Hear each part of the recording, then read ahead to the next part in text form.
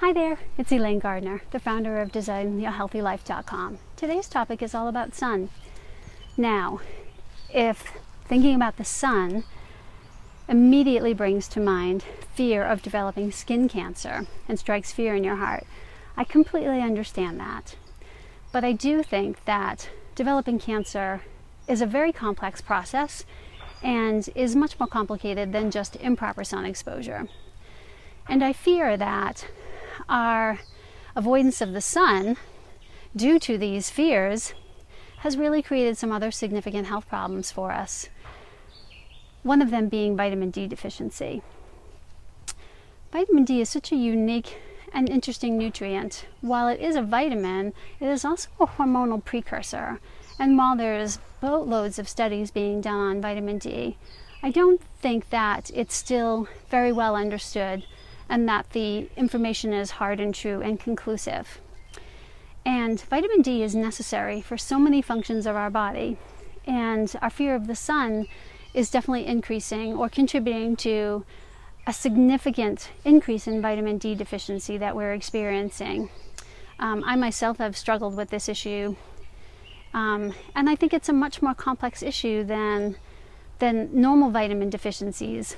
And in my clinic, when I see my private clients, we are able to correct vitamin A and vitamin B and vitamin C deficiencies very easily and quickly with whole food supplementation.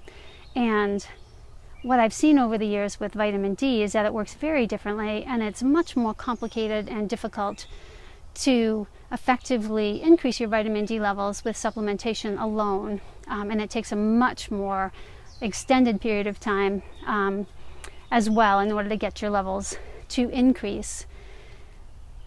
And my understanding from the vitamin D research that I follow is that the type of vitamin D that you make through your skin when you're exposed to the sun is the kind of vitamin D that your body can actually store, whereas the kind that you supplement with works very differently in your body. So I do think that proper sun exposure is a really critical piece for many different health issues, but significantly an issue for getting proper vitamin D levels in your body.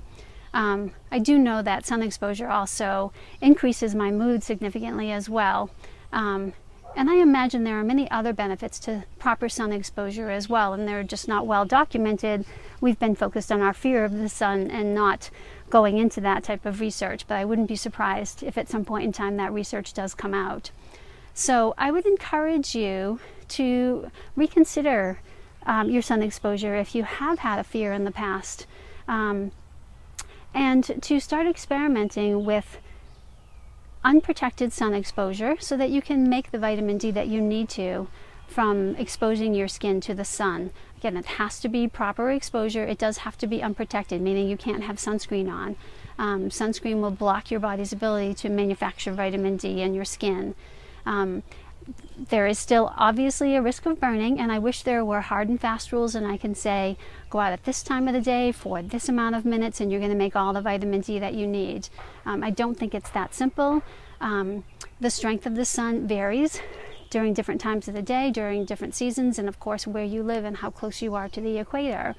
And also we all manufacture D at different levels according to the pigmentation in our skin. So people with fairer skin like me make vitamin D quicker and also burn quicker. So we need the sun exposure, but we need to make sure that we're not out in the sun too long and get a sunburn, which is dangerous to your body. People with darker skin need more time in the sun in order to make the proper levels of vitamin D. So it's definitely something that you need to evaluate on a case-by-case basis, again, according to the pigmentation of your skin, how quickly you burn, where you live, what time of the year it is, how strong the sun is. So it's not easy to figure that out, of course, but it's definitely worth your while to do so. So I would encourage you to get outside and spend 5 minutes to start if you're really concerned about that. As long as your skin doesn't burn from 5 minutes, work your way up to 10 minutes. And then on, 15 minutes, 20 minutes, again, different times of the year, so you always need to be reevaluating that and be conscious of what's going on with your skin.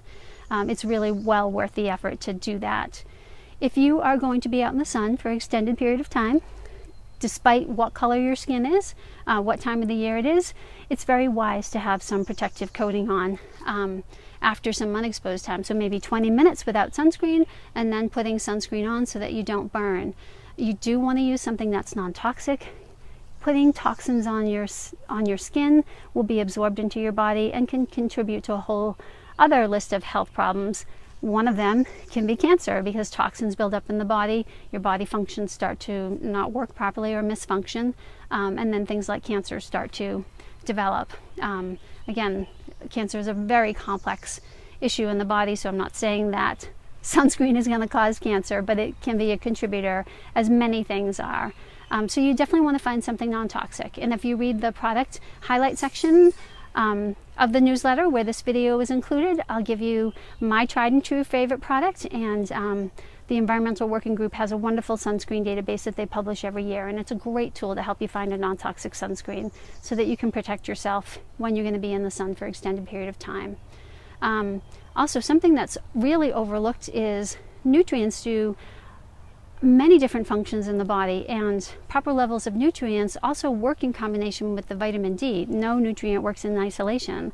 So having adequate levels of calcium and essential fatty acids take the vitamin D that you manufacture in your skin through sun exposure and move it into the tissues of your body so that it's available for use in the many different functions of your body.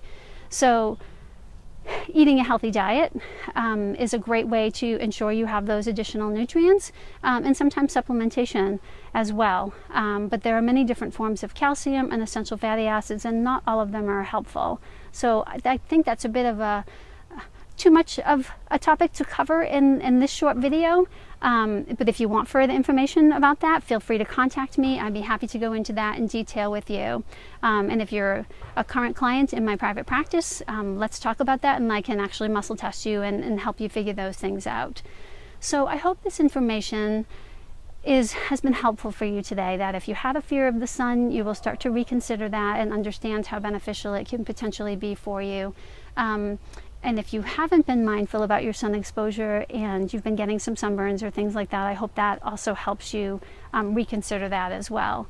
The sun is definitely our friend. We need to be careful about how we do it, but it is an essential part of a healthy lifestyle, proper sun exposure.